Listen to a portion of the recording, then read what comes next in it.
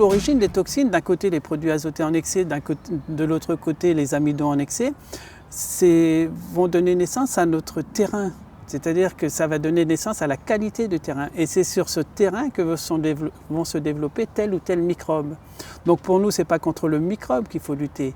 C'est en changeant notre terrain, le microbe va disparaître. Donc en mangeant moins de viande, moins de charcuterie, moins de pâtes, moins de pain, eh bien, on va améliorer notre sang, on va améliorer notre lymphe, on va améliorer nos sérums. Donc la cellule va se sentir plus à l'aise et elle va retrouver tout son potentiel énergétique pour lutter contre les microbes. Il est bien évident que si on éduquait le grand public à manger différemment, déjà les 5 fruits et les 5 légumes par jour, c'est venir petit à petit aux idées des naturopathes.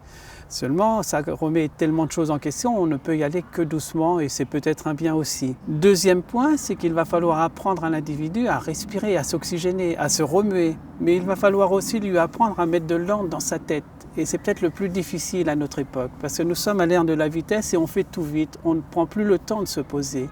Je pense qu'il faudrait éduquer le public, non plus à apprendre, mais à comprendre les lois de la physiologie, les lois de la biologie, les lois de la nature simplement.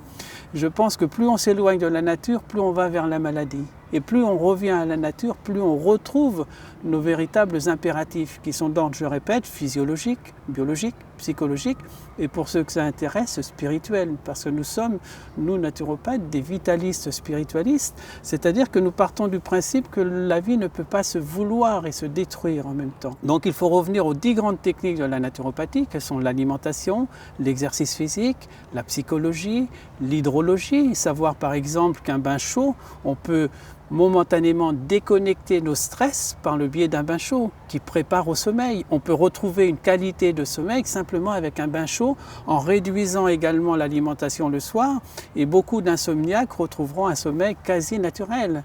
Les huiles essentielles, les plantes, la pneumologie, les massages. Enfin, en naturopathie, nous avons 10 techniques qui nous permettent de trouver cet équilibre physiologique, biologique, mental, émotionnel et spirituel.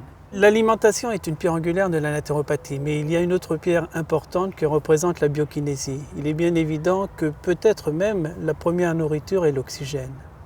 Donc rajouter l'oxygène à une bonne alimentation me paraît indispensable, puisque déjà dans les années 1930, c'était le professeur Desbonnets qui disait « le muscle est le contrepoids du nerf ». Ça veut dire que si nous sommes un peu énervés dans ces villes et surélectrisés, il est bon ton de temps en temps d'aller dans la campagne, se mettre les pieds nus par exemple dans l'herbe pour éliminer cette électricité et puis surtout d'apprendre à s'oxygéner, l'essoufflement, etc. qui pour moi me paraissent indispensables. C'est-à-dire qu'il faut remuer son corps pour éviter que les toxines se cristallisent dans notre organisme.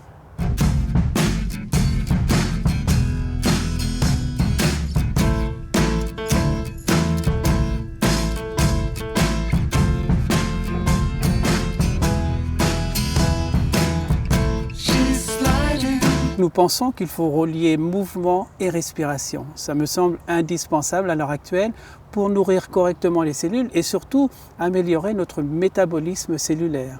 Il est bien évident qu'en ville, on pourra utiliser des méthodes naturelles comme les huiles essentielles, par exemple dans un appartement pour retrouver les ions négatifs que l'on trouve auprès de la mer, auprès de la nature, au contact de la nature, dans les bois comme les bois de Vincennes, etc. En courant, on trouve les ions négatifs.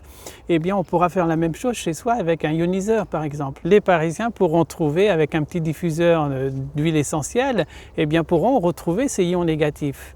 Ça ne vaudra pas la nature, mais ça permettra de faire face au stress et aux grandes pollutions électromagnétiques qui, malheureusement, à l'heure actuelle, abîment vraiment le système neuroglandulaire. L'individu pourra essayer, donc les Parisiens, les gens des villes pourront essayer de trouver des aliments bio, retrouver la qualité des aliments. À l'heure actuelle, il y a énormément de coopératives dites biologiques où l'on trouve des aliments riches en minéraux, en diastases, en vitamines, etc. Donc je pense qu'il va falloir éduquer dans les années à venir ce public à revenir à la nature. Et il n'y a pas de petite maladie qui ne résiste à l'hygiène naturopathique.